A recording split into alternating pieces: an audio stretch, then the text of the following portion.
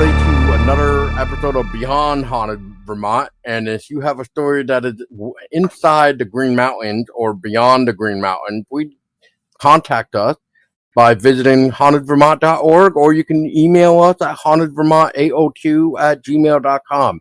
Now, nonetheless, before I start spittering and sputtering and everything else, we have a very interesting special guest today who I will actually just bring on right now before I even butcher his last name again.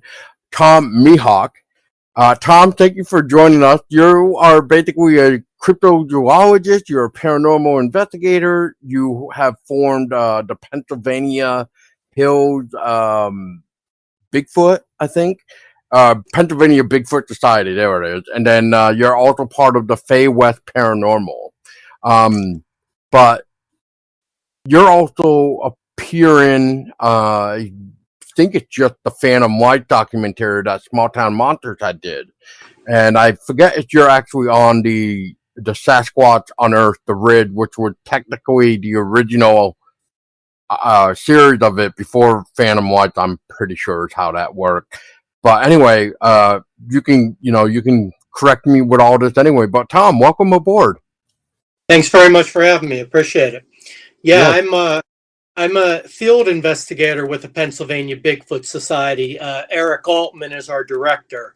I did form the Penn Hills Paranormal group a while back when I used to focus a lot on hauntings and more strictly paranormal type cases. Really now I focus mostly on the cryptozoology. I've been researching with Eric Altman, Stan Gordon, here in Western Pennsylvania, focusing mostly on the Chestnut Ridge.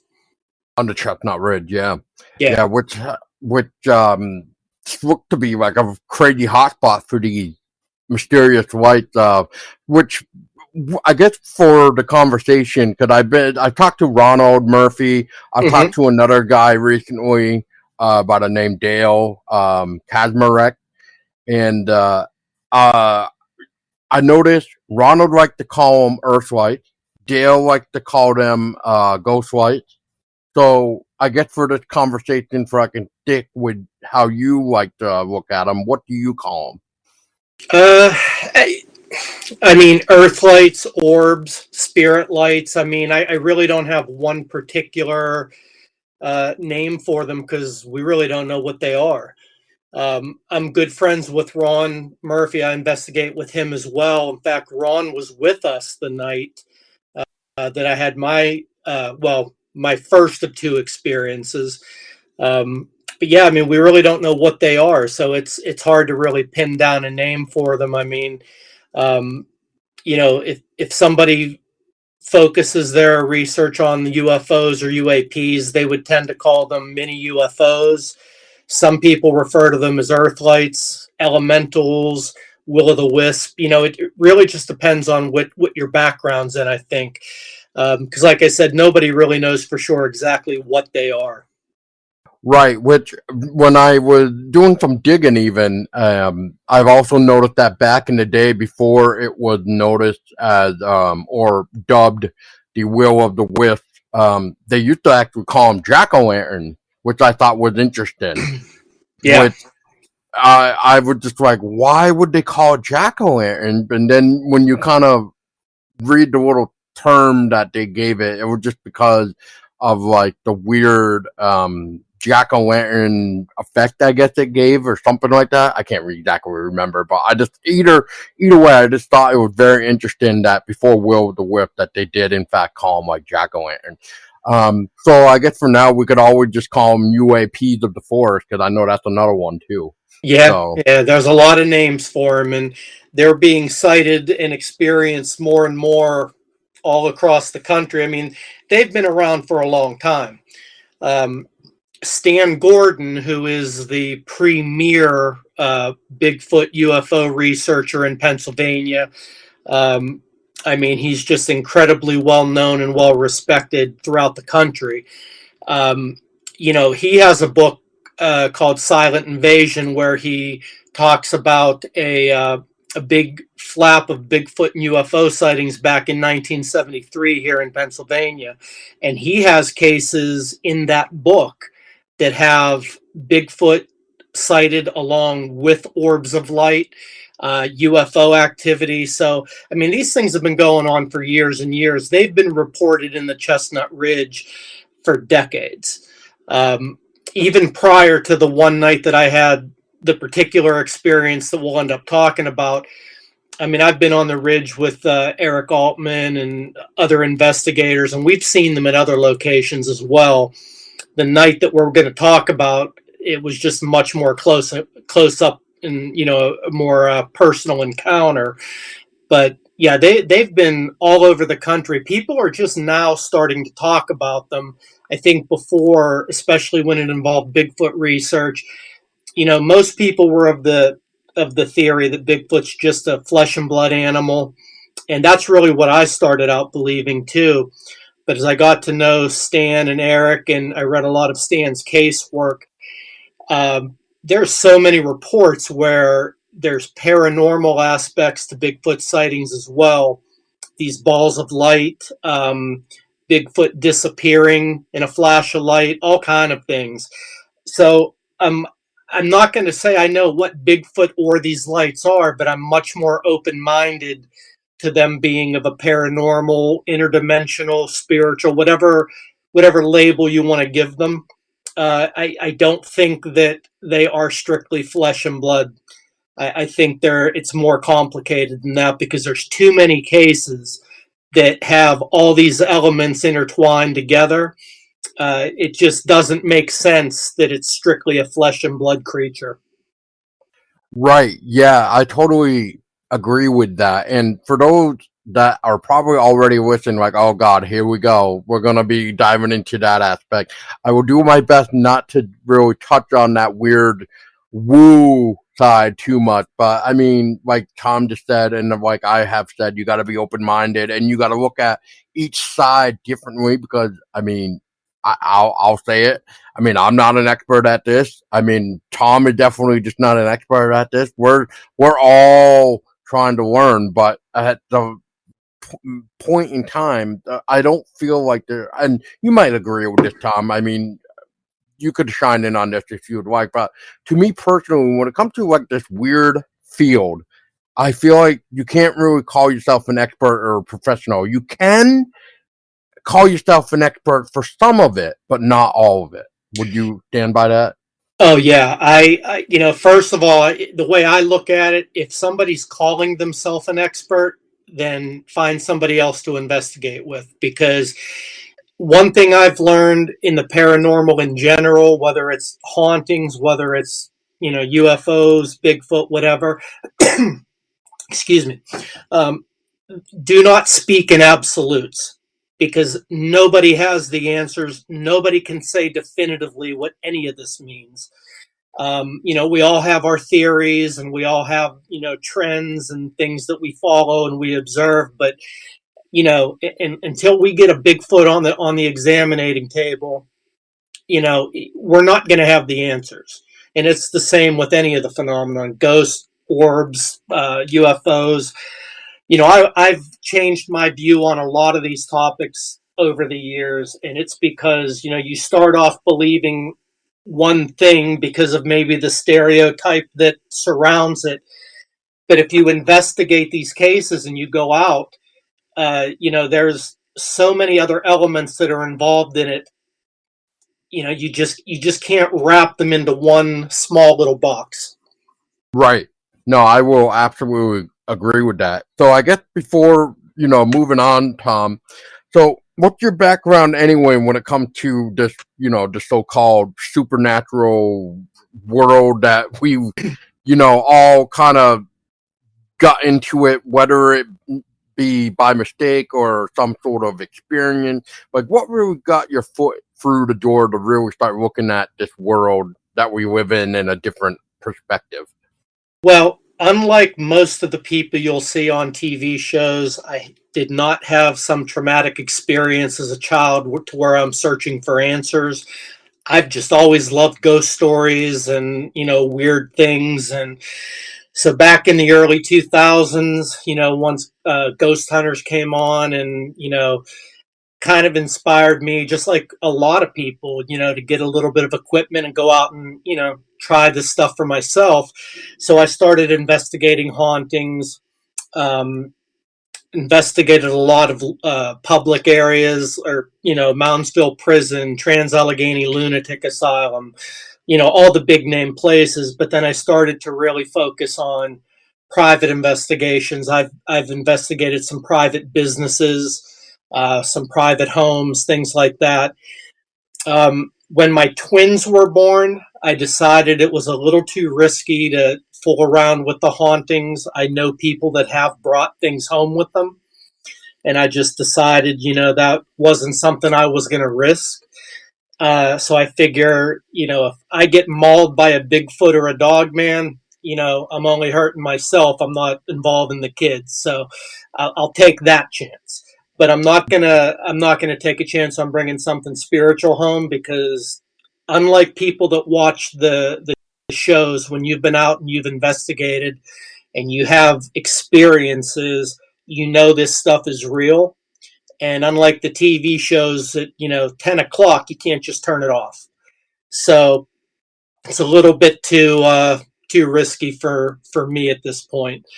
So I started focusing on the cryptozoology. I was fortunate enough to meet Stan Gordon, who, like I said, he's been the premier Bigfoot and UFO researcher in Pennsylvania. Well known all over the country, extremely well respected. And then I was fortunate again to meet his protege, Eric Altman, who's taken me under his wing as far as the cryptozoology. Eric's been investigating Bigfoot for, I believe, going on 30 to 35 years. So he's been doing it quite a long time. Is quite knowledgeable.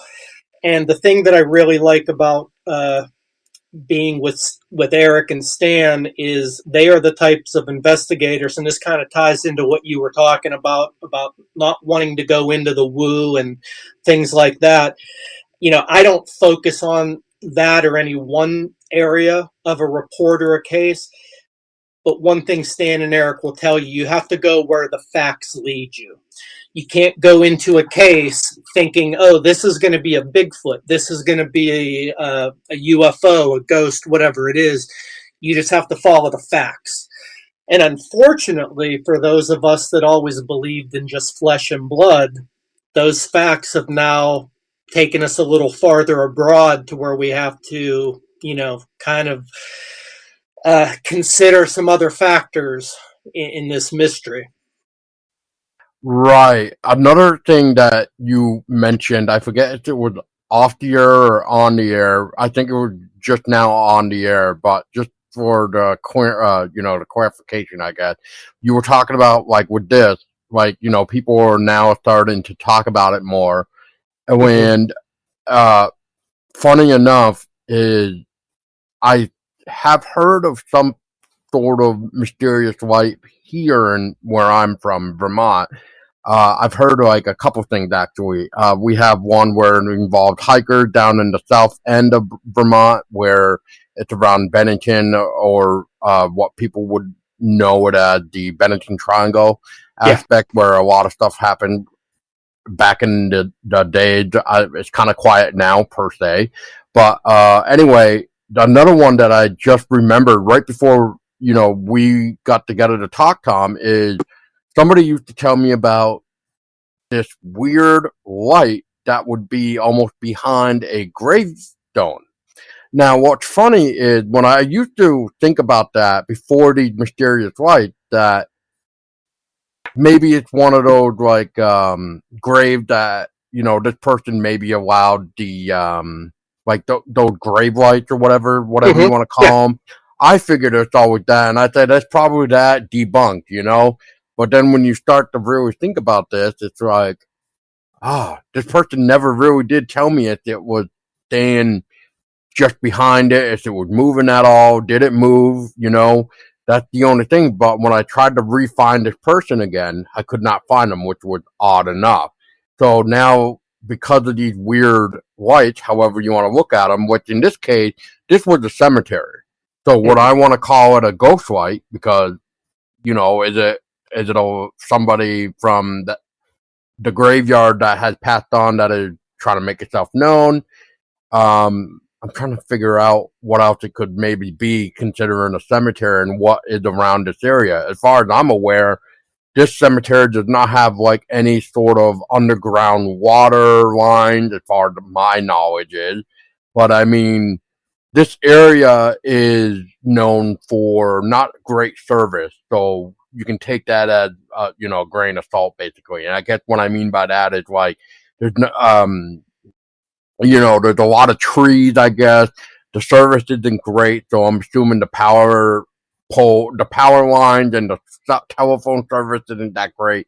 However the hell that works. So, but yeah, this is the type of stuff that I'm, started to think about. Like, well, what in this case, what need to be there in order for these lights to generate?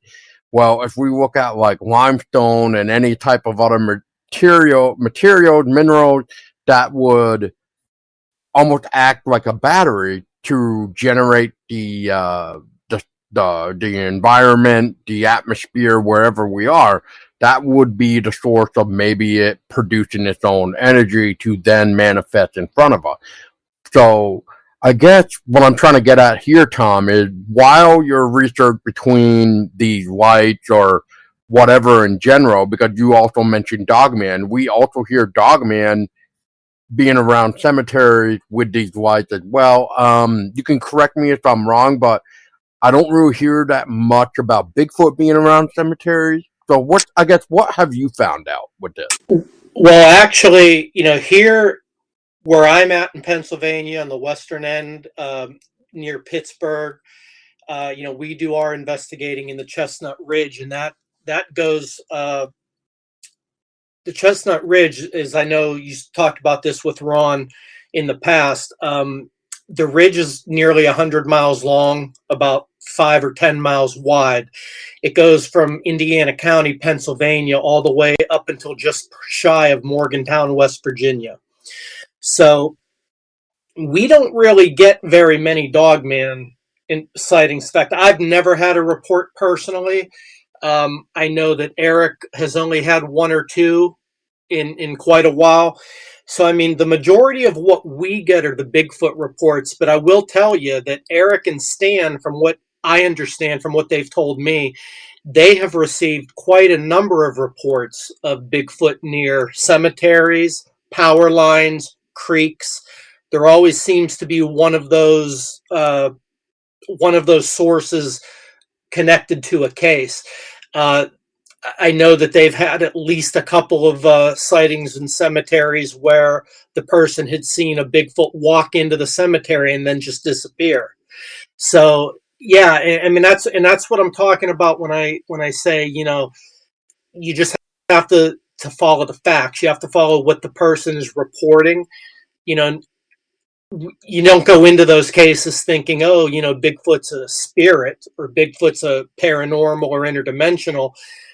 But when the witness is telling you that he walked into a cemetery and just disappears, and the witness is nearly in tears talking about the experience, all you can go by is what the witness is telling you. Maybe the witness saw exactly what they said. Maybe they imagined it. There's really no way to know. But all you can do is really go by what the person is reporting. But there have been quite a few reports of cemeteries, water sources like creeks and rivers, power lines especially.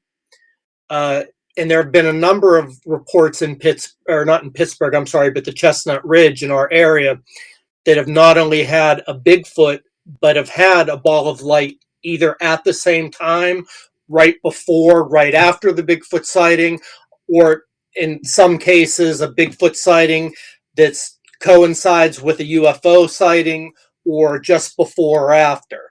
So that's why I said, I went into this believing, or, I guess having my theories being UFOs are just extraterrestrials from outer space, Bigfoot's a flesh and blood. But then when you hear all these other reports that have come down the pipe over the years, they don't fit that mold. So that's why you have to consider other theories. Right. So, okay, I want to go back to a few things, Tom, real quick, just for clarification. Sure. So, I'm glad that you actually brought up the Chestnut Ridge, because I don't think Ronald actually kind of explained that area when I talked to him, which is fine. But plus, for those that did listen to that, he was on a time restraint. So, unfortunately, what we had time for, he could only do. But anyway, going back real quick, so is Chestnut Ridge part of the Appalachian Trail at all, or it's the farthest end of the Appalachian Mountains. it is? Okay, it's just the farthest part of it, or just off of the Appalachian Mountains.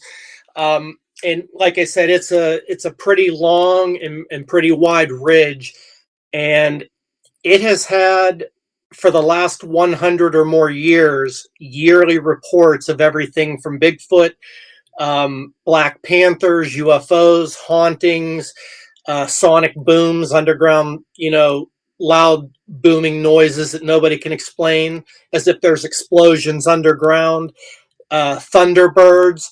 At one point, several years back, Stan Gordon actually had a report. I think it was Stan, it could have been Eric. One of them had a report. Somebody reported actually seeing a dragon flying through the Chestnut Ridge. And by that, I mean something that looks dragon-like, like prehistoric, or, what we would look at the dragon, yeah. Right. And this is, in fact, the one of the Philadelphia newspapers years back wrote a big article on the Chestnut Ridge and dubbed it Pennsylvania's Twilight Zone. So, yeah, it's really, really active year after year. Nobody knows why, but it's all different phenomena. It's not one thing. Right. Okay. So, where would I all going with this next that you said? Because you just brought up a couple other things. Okay. Well, crap. Maybe if you re-say the things again, I'll remember. But you just brought up the weird sonic booms that are like underground. Well, from what I recall from the documentary, they were talking about that area was known for like mining back in the day. Mm-hmm. Yeah. So even though you guys are saying we're not really sure about the sonic booms, but could we maybe say, for some weird reason, it might be some sort of residual haunting of the mining from when they maybe had to blow up the whatever when they were mining, I guess. Yeah, I mean it's definitely possible. I mean, like I said, nobody really knows exactly what causes these phenomena. So I mean, I certainly can't say it's not that. It could be anything, because just like when people talk about noises in the woods, or like when they're out researching Bigfoot and they say they hear a tree knock, well, that must have been Bigfoot. Well, I didn't see what made the noise, so I can't say what it is. Right. It may be something that's associated with Bigfoot, but it could also be a hiker walking through the woods banging an axe handle on a tree. So you just really don't know if you don't see what is actually causing it. But these booms, they've been reported year after year. Nobody knows what they are, but they're loud enough that people, it's not just one or two people hearing it. It's a whole town or a whole area of people that are hearing these noises. So what they are, we just don't know. Right. Okay. Now I'm actually remembering what I was going to also ask you too, because of what you brought up with the cemetery and stuff. Yeah. So you mentioned this one person that saw a Bigfoot walking into the cemetery. That's what it was, and then it disappeared. Yeah. Well, I don't know the full content here, but. Oh man, what do they say that they do now? The spider crawl, like they get down like a spider crawl. So did this person ever say like this Bigfoot may have noticed them, therefore they drop down to almost, kind of like do like the spider crawl so they couldn't be seen? Or was it like the area was I don't know, wet enough, maybe muddy enough, maybe snow out of whatever, where it should have left like a imprint on the ground, therefore that's why they're saying it vanished? Well, I didn't investigate that particular case. That I had heard from Stan and Eric. That's one of the cases they investigated. So I don't really know all the details either. Specific details. Okay. But from what I remember, just generally speaking, the person that saw it walk into the cemetery, apparently it was a very wide open cemetery. And when the person stopped their car or turned their head back, there should have been no way that whatever it was could have gotten out of sight. It was too far to the wood line. It was, nowhere for it really to go.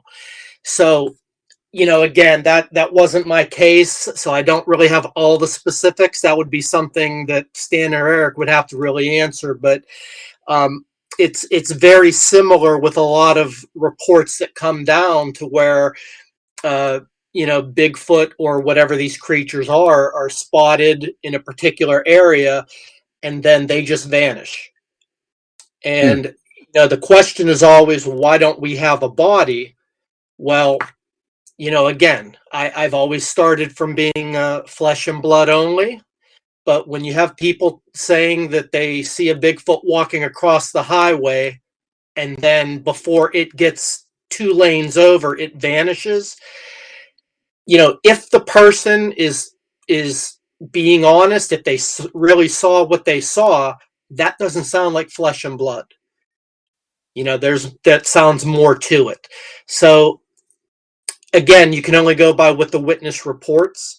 Yep. But some of these cases lean more towards a paranormal or interdimensional explanation. Right. So here we go again. Yeah. All right. I tried not to. It's a rabbit hole. Yeah. Thank you for saying that. But I know for the listener, they're probably gonna beat me over the head if I don't ask this as a way of me being open-minded and stuff about and trying to, I guess we could say, look at every angle possible. So again, you brought up that they, in this case, these people said vanished. Okay, so what would, from what you can recall, Tom, is when they mean vanish, like, is that the only word they could describe it versus like, it took, what did you say, like 2 or 3 steps, and then it was like gone basically, and then so, and I guess what I want to ask for this to try to solve it is, it's not like this Bigfoot that was crossing the street disappeared like in some wood line or whatever was on the other side. Therefore, as they drove by, they saw it. That sort of thing.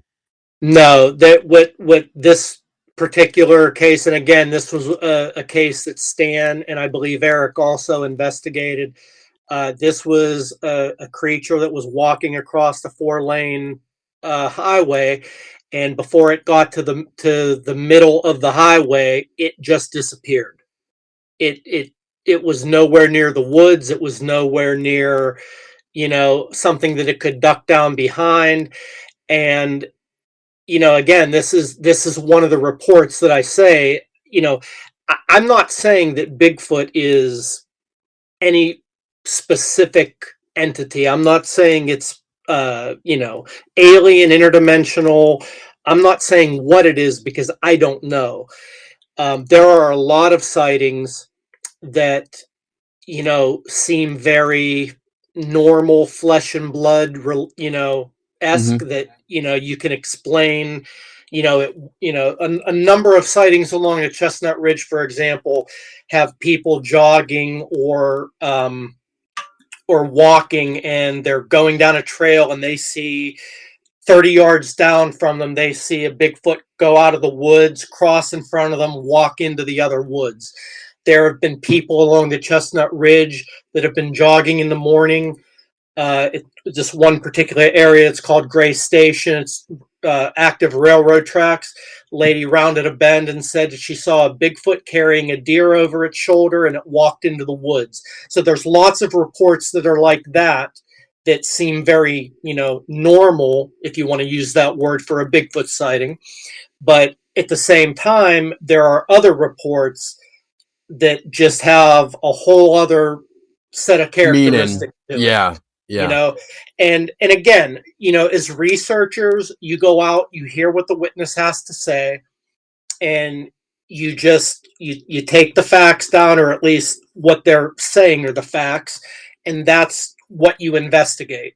So I'm certainly not saying that Bigfoot is any specific thing. We really don't know, but we're just getting a lot of reports that are all over the spectrum. Yeah, right. And I'm not trying to say they're elemental beings. Right. I'm just trying to clarify what you are recalling, because there are a lot of sightings that, like I said, are just very normal, but then there are those sightings, like people that say that they vanished right in front of them.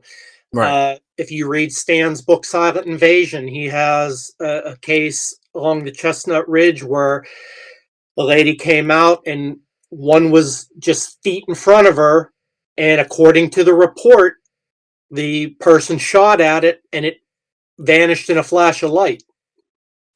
I've heard that again too. Yeah. And not to cut you off too, Dale, but I think this will help fit your narrative too. So if people go back and listen to the conversation that I had with Dale, Dale brought up an example that I've always used, but I could never remember where it came from. I just always remembered the example though, which is, and I'll say it to you, Tom. So it's about the famous photo, now that I know it, so I can add more details now. But yeah, it's about this famous photo from Wisconsin, from Brace Road, and it's snow on the ground, and it's these footprints that just stop. They just stop. And as Dale even put it, and as I have said it too, when I ask people, well, what are your thoughts of it? And I'll ask you, Tom, just before we go into your story too, but which is, if this entity or whatever this was, we'll just say for the example here, because who knows what the hell it was, but if these tracks all of a sudden just stop, and it doesn't, go to the left, doesn't go to the right, doesn't continue on, and there's snow on the ground. So I just want to make mental note of this for everybody. Right. You got it, because people got to think about this again, I guess. So, and theoretically, as I brought up before, and I've been told this plenty of times, and I've heard this plenty of times, which to me makes no sense. If a Bigfoot were to go backwards into the same tracks that he just made, you're going to get that double print. Right, Tom? Right. Mm-hmm. Okay. So how come then this famous photo from Bray Road in Wisconsin basically showed the footsteps that lead into this snowy field, open field, I should say, and all of a sudden that's it. It's like a portal opened up and this thing stepped through it. So I love bringing that example up. But what are your thoughts on this, about the whole idea of some people look at it as, well, they must be going backwards into the same track that they're going? I know I've kind of said double print, but I'd like to hear from you. Well, I mean, I guess I can't say that that's impossible, because we don't know, but I wouldn't think that's very plausible. I mean, these animals or creatures, or whatever they are, they're standing anywhere from 7 to 9 feet tall. They're, how many hundreds of pounds. I don't know that I could backtrack in my own footsteps, in the snow, and be exact and not leave double prints. And, and you're talking about a creature that big. I just don't see that as happening. But, again, I'm not there, so I don't know. But again, Ron Murphy, if I'm not mistaken, he had that happen to him.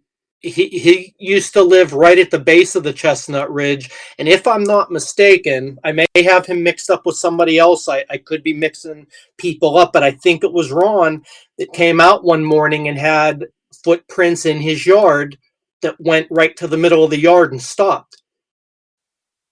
So again, and this is where I say, I'm not saying what Bigfoot is. I'm not saying that I have the answers. I'm certainly not speaking in absolutes. But as somebody who came from a theory or the side that strictly was flesh and blood, these are the types of things that make me stop and say, well, okay, you've got to at least consider other possibilities, because why don't we have a body? Why haven't we found a dead Bigfoot? Now, if the people that believe they're paranormal or interdimensional or spiritual or whatever the case, if they're right, then there's your answer. But like I said to another researcher one time when we were talking about this, I said, how do we know? We're trying to pin down Bigfoot as being just one or the other. We don't know that there aren't several type of creatures. There may be some creatures that are just flesh and blood. There may be some creatures that maybe are more than just flesh and blood. We really don't know. But again, when you look at all these reports, and then this is where we get into the, like the reports with the orbs or the balls of light, whatever you want to call them. It just doesn't make sense that there isn't more to it. We investigate an area, and I guess I'll go a little bit into, lead into the story of what happened to me. We've been investigating an area. We call it Area X, and it's probably been since around 2021 that we've been investigating there. It's a long story how we kind of stumbled across it, but this area is pretty remote. It's up in the ridge. It's about, I want to say, roughly 2 to 3 miles off the main road. Even if you have a 4-wheel drive vehicle, it's hard to get to. Now, it takes us about 10 minutes to drive off the main road and get to this particular clearing. And so we're miles and miles away from everything, but yet right up kind of a little path from this clearing is a cemetery. Now, there's no buildings, there's no houses, there's no roads going to this area that, it's not like I said, it's very difficult to get there, even in a 4-wheel vehicle. So we've been investigating this area now for several years. We've had Bigfoot activity. We've had paranormal activity. We've had everything from howls that we couldn't identify.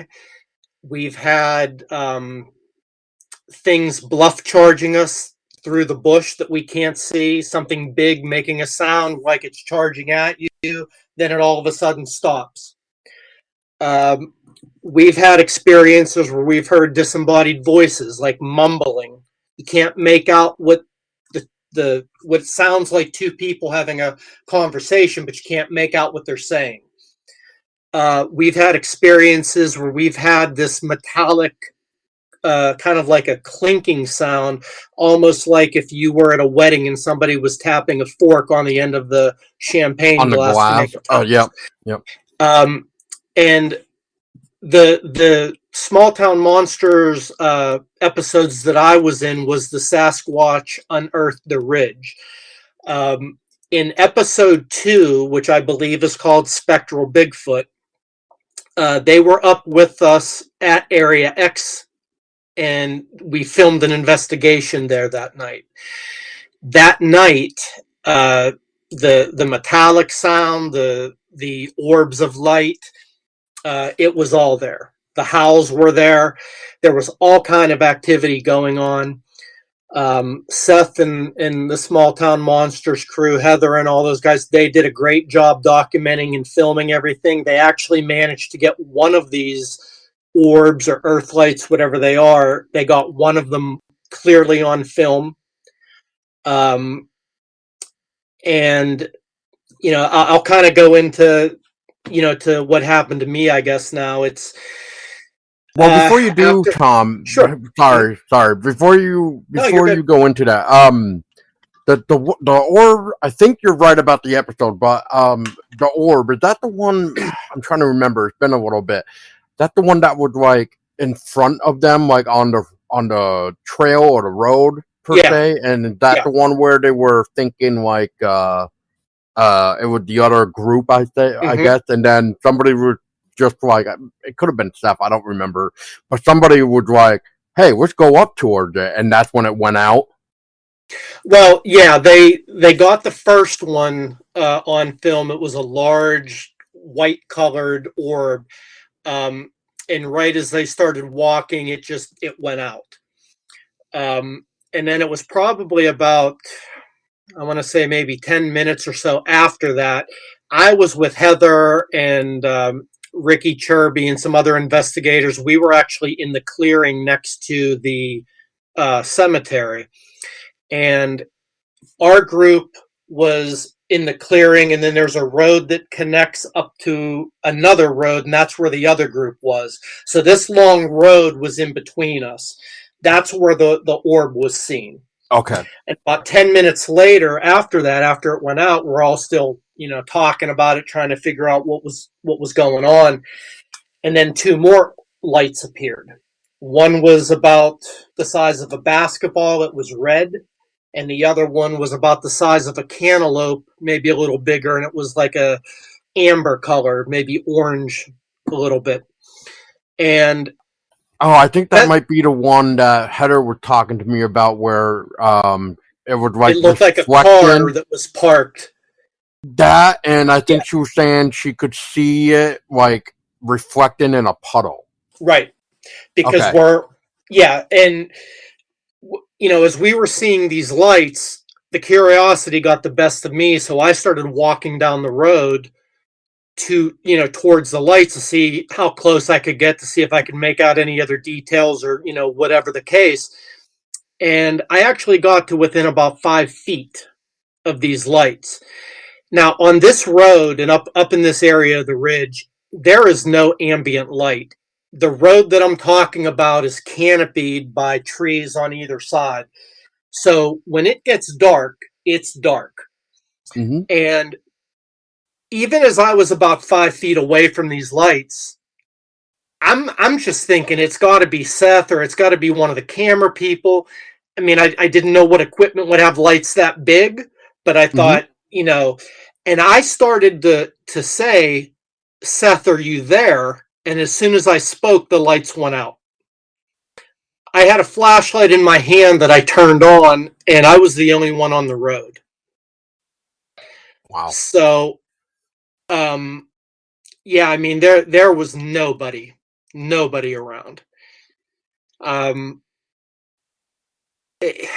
wish I could tell you what they were. I've had some after effects of well, at least I'm assuming it's from the encounter. I really don't know, to be honest with you. About 3 days after that night, I started to get blurry vision in my right eye.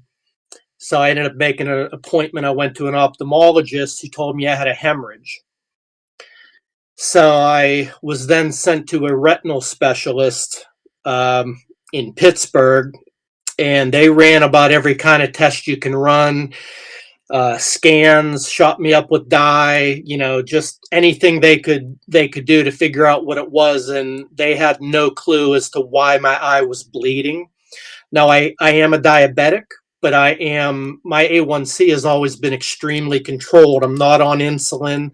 I've never had a diabetic episode per se. So my first question to the doctor was, well, could it be the diabetes? And he said, no, absolutely not. He said, your numbers are nowhere near an area to where it could cause any type of problem like that. So in that time, since that first bleed in the last several years, I've had close to 15 different hemorrhages in the eye. I've had 6 laser surgeries, 8 eye injections, and I had a vitrectomy where they actually drill into your eye and take the jelly out. Because when the bleeds would occur, they would pull in the jelly, and then I would be looking through a lava lamp for months on end. Oh, wow. So, yeah, so that's, you know, I can't say that it's the orbs that did it. All I can tell you is I was 5 feet from them. They didn't disappear until I spoke, and then 3 or so days later, my eye was bleeding. It could very well be just a coincidence. But right. For the doctor to tell me they have no clue as to why my eye is bleeding, and I actually just had another eye bleed about 2 weeks ago. So, I mean, they're ongoing. And at this point, there's nothing they can do. I could actually send you a picture. I didn't think to send it to you before, but I can actually, in fact, I'll send it to you now. It's a picture that I took when I went in for my last follow-up. He pulled up my eye on the computer, like an image of it, and right. It shows the scars from all the laser surgeries. Oh my God. This picture that I'm about to send you was taken right before my last laser surgery. And after this picture, I got an even 200 more zaps with a laser. Oh my So God. I just sent that to you. So I just want to go back real quick, Tom, Sure. just to be on the safe side here. Yeah. Unless I missed it, so you went down to follow these lights. I guess first off, what made you? I know you said the curiosity took over you, but did you? I'm trying to think of the documentary because I know, like with Tyler, he started to talk. I think it was Tyler, but maybe it was Ronald. But somebody was talking about. It felt like there was electricity in the air. It felt like things were starting to become uneasy. Tyler actually started to feel sickly, stuff like that. And you just mentioned voices, so it wasn't like the light was trying to draw you away from everybody, was it? I mean, again, I don't know what the lights were, so I can't really say they were or weren't. Mm-hmm. When I was close to them, there was, a lot of people talk about, the static electricity effect or an odor. There was nothing. There was nothing. No sound, no smell. But they were illuminating from within themselves. There wasn't like, for example, if you would aim a flashlight and pan it across the road where you see that light trail. There was no light trail. There was no source for the lights. They were self-illuminating. Yeah. I don't know what they were. Again, this area is very secluded. It's deep in the mountain. There's no electricity. There's no I don't know what the closest creek would be, but I mean nothing within eyesight. Right. When you go down, if you go over off that road and down into the valley, into the chasm there, I mean it goes down for miles. Okay. So I mean I just don't know, Right. It's baffling. Right. I wish I had an answer, but about 4 weeks after we filmed that and I had that experience, Eric, myself, his son Josh, Ricky Chirby, Connie and Chris Brinker, a bunch of our investigators, we were all up at that area again. And Eric had walked down that road right to those puddles, right where I had the experience. After a few minutes, I walked down and we were in total darkness. We were just talking. Not much had happened that night. And then he looked over my shoulder and said, "They're back." And then there was a red and an orange light about 20 yards away from us on the same road. Right at this time, his son Josh was walking up the road with a thermal FLIR panning from side to side. Josh couldn't see the lights. Like physically or like Physically. on the No, physically, like with the FLIR or without the FLIR, he was oblivious. He could Huh. not see them. Me and Eric watched them, and they were not hovering around Josh, but they were close to him. And then Interesting. after several minutes, they just kind of faded out and disappeared. You know, I just don't know. I don't know what they were. Okay. No, that's fine. I wouldn't even know where to begin either, Tom, to be honest. So, okay. So geez, so I'm trying to figure out how to word this, Tom. Sorry. Oh, you're good. You're good. So let's go back real quick. So you said you followed them down, you saw it, and then it went away. I may have missed it, or maybe I just didn't hear it or something, just because there was so much to take in here. But so when you went and you were by yourself with this with this light, and it vanished and etc. So how close were you from this light before? I heard you touched it. You reached your hand out and touched it. No, I never touched it. I never reached out. I think Ron had said that when you were talking to him. And no, when I was literally within about 4 feet. that's really close, though. I probably could have reached out and touched it. Oh, maybe that's what I. Yeah, meant. but I didn't. I actually, when I got that close, I stopped and I stood for a few seconds, and then I thought, well, maybe somebody's there, and then I spoke. And as soon as I started to ask Seth, is That's that when it you? went away. They just vanished. They didn't fade out. They didn't like shoot off somewhere. They were just gone. It was almost like somebody turned a light switch on or off. I mean, yeah. Yeah, and it was the minute that I spoke that they disappeared. Wow.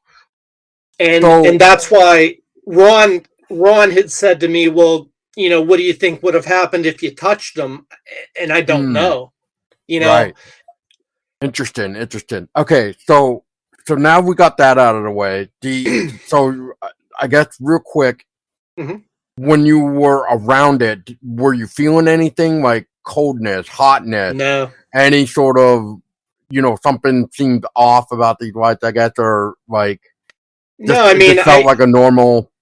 Yeah, I mean, they were just self-illuminating silent lights. The one was about the size of a basketball, and it was solid, like a brilliant red. The other one was, I'd say, a little bit bigger than a cantaloupe, and it was like a white amberish color. And they were about 2 feet apart from each other.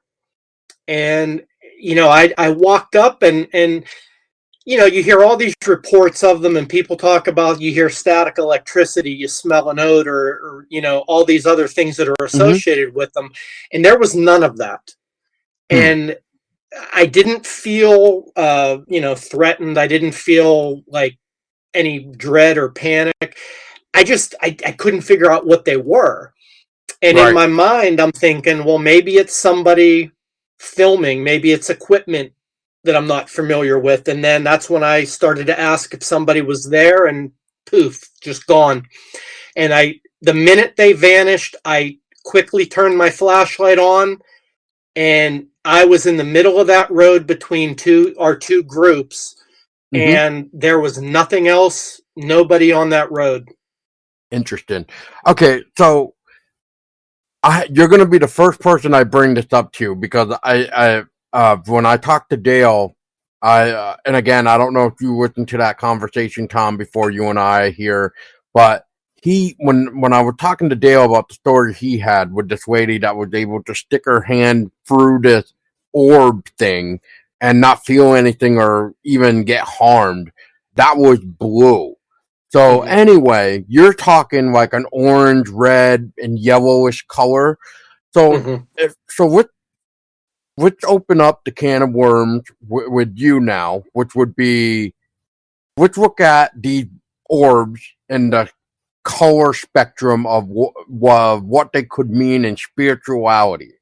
So you said orange, red, and yellow. So let's go with that right now. So if we look at orange, according to the spiritual color meaning, orange would mean it's enlightenment, wisdom, purity, passion, creativity. Okay? Now, if we look at red, red has a lot going on here. So red could mean a few things. Non-threatening, I'm just going to say for the example, we're looking at power, passion, vitality, life force. Okay? That doesn't seem too bad. Otherwise, we can look at it in a completely different way, which is sacrifice, death, sin, and warning and danger aspect would be lastly protection, whatever that's supposed to mean, action, and transformation, which is interesting. Now yellow gets interesting as well, which we could almost coincide yellow with maybe amber, at least to me anyway. That would sound right to me, which would be enlightenment, wisdom, joy, divinity, energy, harmony, prosperity, nobility. I think that's how you say that. Nobility.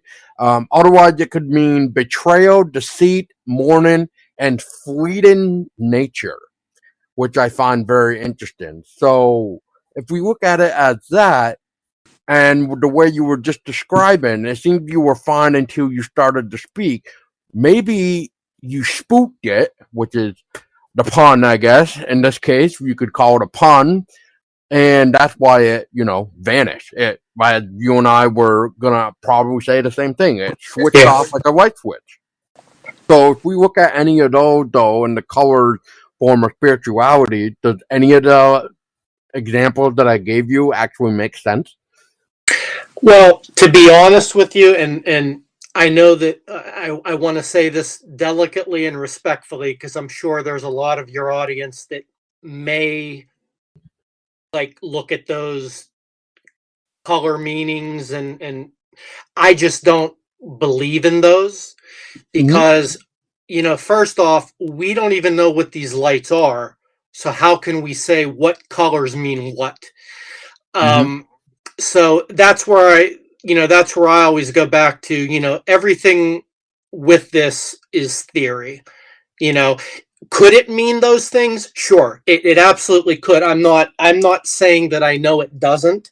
I'm just saying I don't know that there's any particular meaning to those colors.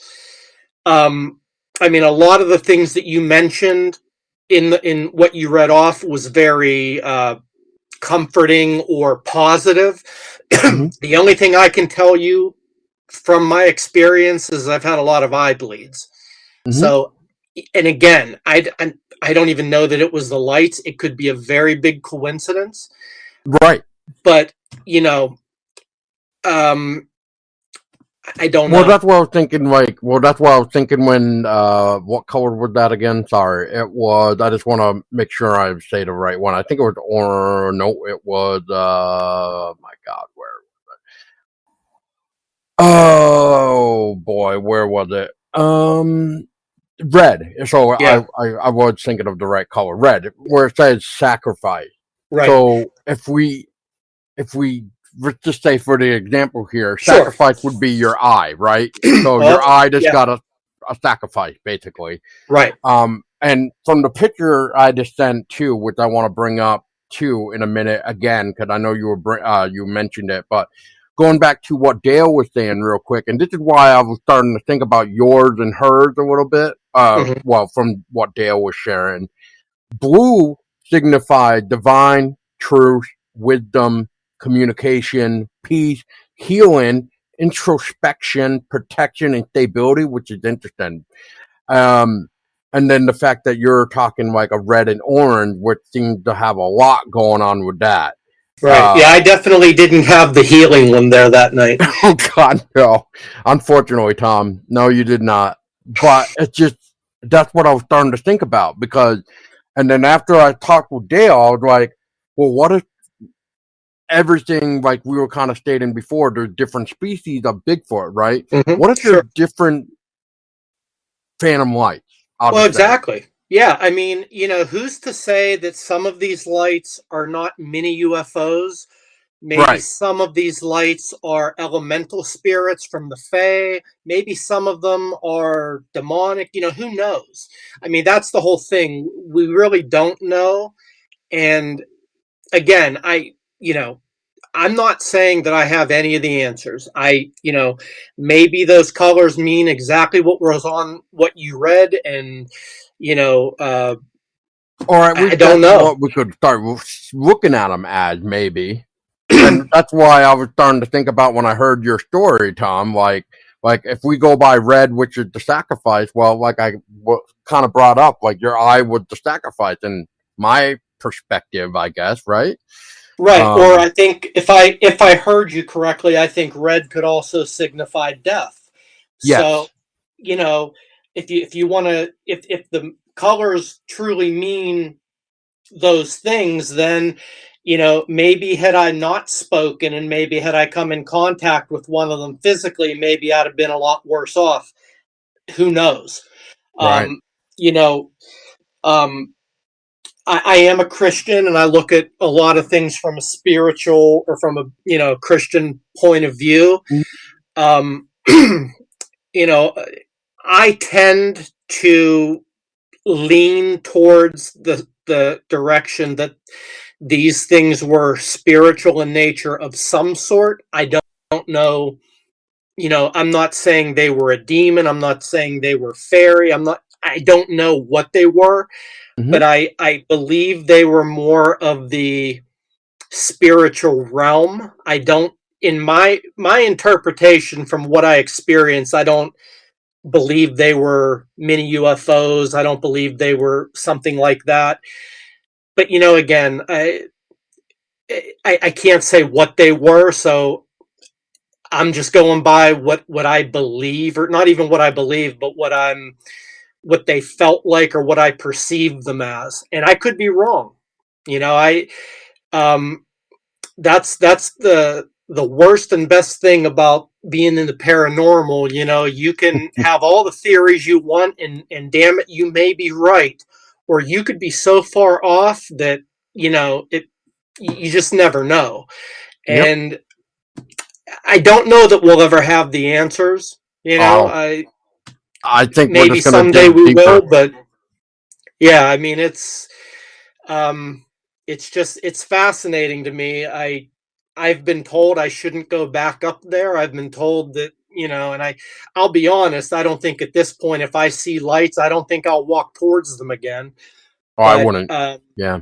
yeah, I mean, just better to be safe, but yeah, it's fascinating, because these mysteries are just, it's what I've been passionate about for years and years. And I guess I'm both glad and sorry that I had the experience that I did, because you know what else can you say? It's I guess part of the research, and that's why, like I said earlier when we first started talking, I don't do the hauntings anymore, because of what you can get mixed up with, or what you can bring home. That's Yeah, what can get attached if to you? Yeah. Yeah, I mean, if these lights are what caused my eye bleeds, then I'm a walking example that the average person shouldn't be playing with these things. Um, I've been to like Moundsville and all these places where you get these teenagers coming in with Ouija boards and stuff, because they want to have an Communicate. experience like they saw on Mm-hmm. TV. And I'm thinking, this really isn't a game. No. um, No. it really isn't. And I've been around it enough now that maybe in the beginning I didn't give it the respect I should have, but over the years, as I experienced things, and I got connected with really, really good researchers, like I said, my perspectives have changed a lot. Right. My theories have changed a lot. And I think that's one of the things with the paranormal, regardless of which specific area you're talking about. It's almost an evolving An topic. evolving door. Yeah, or that. Yeah. The Yeah. rabbit holes are just endless. Oh my God, tell me about it, Tom. Well, one thing I just want to touch on, Tom, too, is you may be right. You're right about one thing, which is what you just said, right? It's the force of nature, which again, I'm just gonna go back to the colors real quick, and then I'll just end it. But to note that we can take away from what you just said about the whole life being nature, basically. Well, red again is a life force. If we look at them as a life force, then by golly, I mean, you found a life force for sure. And Right. if we go by yellow, for the lack of being like for ember, right? Uh, Mm-hmm. we got the fleet in nature, so it totally fled nature after you started to speak out. So I mean, again, but no, that had the word nature in it. So maybe we are dealing with something that involves nature for sure, at least where you guys are for the Chestnut Right. Ridge. But you also have a history up there of mining, logging, right? Is it Mm-hmm. logging? Yep. Yeah. And crap, what was the other thing? Or was that it? Well, I mean, Mining. mining was a big industry in the area. Definitely logging. We have a lot of different industries, and it could have been anything. Right. Could it have been the disembodied spirit of a dead miner, or could it have been, a Bigfoot before he decided to, turn into, hairy creature form? Yeah, could have been that, or maybe it was something completely natural, that we just don't have the answer for. Maybe Right. it wasn't a spirit or demonic or something like that. Maybe it was just some type of uh, natural occurrence that maybe we just don't know about yet. Could be. Right. I'm not one of those researchers that's going to tell you, oh, I saw a light and it was a ghost, or I saw a light and it was a Yeah. Bigfoot. No, I saw a light, and I can tell you that the light disappeared and I started having eye bleeds, but I can't tell you what the damn thing was. I wish I could, Right. because, after going through 3 years of this issue with my eye, I'd really like to at least know what I came in contact with, but I'm probably never going to know. And it's not exactly something I can go in and tell my retinal specialist about. Say, yeah, well, I saw these ghost lights in the woods a couple days before my bleed. Do you think that's it? He'd probably send me over to Western Psych really, really quickly. So, Yeah. So real quick, Tom, I just want to go back to the image again, just to clarify too. So I see the image now. That's your eye, and I right. see the circle There's of. a little dot in that circle, and that's Yep. where the bleeds are coming from, but they can't laser in that area because it's a 50% chance I'll go blind. Probably because of all the veins or whatever that are like Yeah, really, really I'm not close. sure exactly, but all those little silver spots are scars from the laser procedures, and that picture was taken right before my last laser. After that picture, I got an even 200 more zaps. What the hell, man? Oh my God, I feel bad for you already. So how? Yeah, it So hasn't been fun. no, it does not sound like it, man. And I mean, I know you said it, and I just want to clarify for the listeners again. So even before all this happened, like your experience, you had no eye bleeds at all. Nothing. I had perfect vision. Never had an eye injury. Never had an eye problem. Had this encounter with the whatever it was, whatever these lights were. About 3 or 4 days later, my right eye started vision was a little blurry. I waited a couple days and ended up seeing the doctor, and that's when they told me I had a hemorrhage, and then it was all downhill from there. Oh my God, man. So, okay.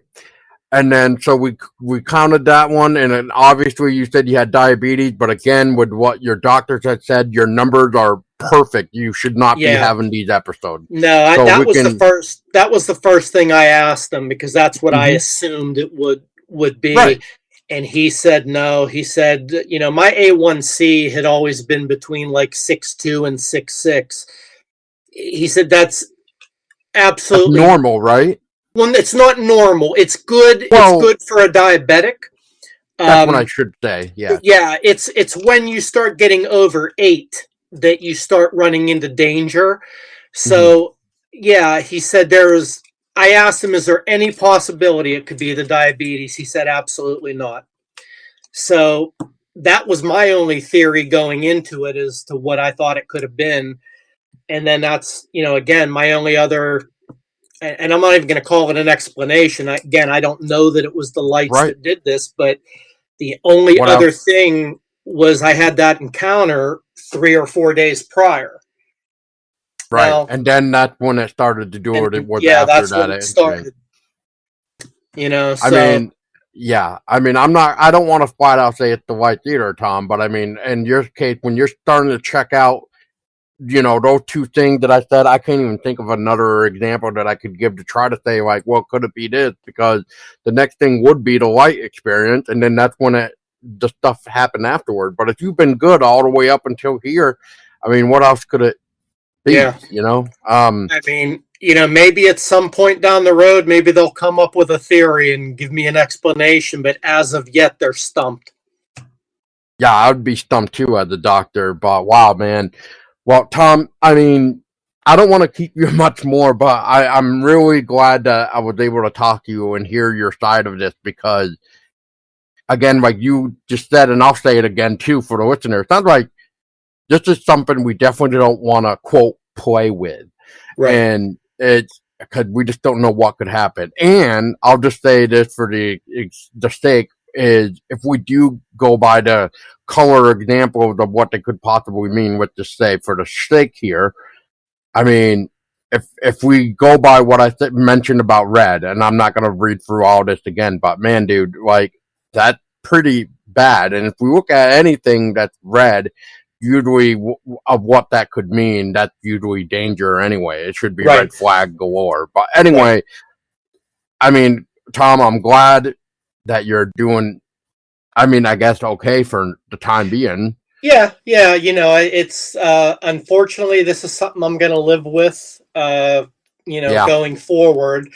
But it's not fun, but it's not every day. So you know, you get through it. I mean, there's nothing else you can do. You go out hunting for Bigfoot or whatever. You worry about. I could have been bit by a rattlesnake, a copperhead, whatever. There's always risks when you go out and do this kind of stuff, and I'm not glad it happened, but it's part of the risk, I guess. And I don't want to have another experience like that, but no, I wouldn't want you to either. But no, you kind of set the example though of these things might not be as quote friendly as we could think they are. Right. So either way, you're still a walking example of what can happen. So I guess so. Well, I mean, let's hope that people learn from, I don't want to say mistakes, but I mean, you didn't know what was going to happen for you. Right. And I mean, I couldn't have told you that. But being an investigator, you want to have the experience. We don't go out there to run in the other direction. You always like to think as a researcher that if you see something, you're going to go investigate it. And, I did, and it is what it is. If that's what caused it, then nobody to blame. It is what it is. And if it wasn't, then hopefully someday I'll figure out what the hell caused it. Dude, if you ever find out and get that answer, I'd love to hear what they can come up with for sure. So, but yeah, Tom, again, I want to thank you for your time and everything else, but like, you kind of answered it a little bit, I think, but I'll just to clarify too. But have you gone back to the Chestnut Ridge after? Oh yeah. We were up at Area X just a few weeks ago. Perfect. Yeah, so we're going to continue to go back, and if you don't mind me throwing out a quick shameless plug, if there is anybody out there listening and you have any type of sighting, in the Pennsylvania area, West Virginia, Ohio, pabigfoot.com is our website for the Pennsylvania Bigfoot Society. We'd love to hear about any sightings or any experiences. We keep everything completely confidential. So if anyone's out there and has anything they want to share, we'd love to hear it. Awesome, Tom. Well, you just answered what I was going to ask you if there was anything you would like to, to share out there for the world to see.